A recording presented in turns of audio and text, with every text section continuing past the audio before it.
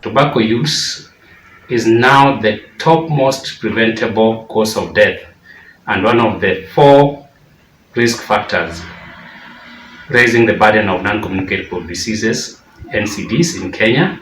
More than 50% of the hospital admissions are due to NCDs, and on average 80% of premature deaths are related to the use or exposure to tobacco.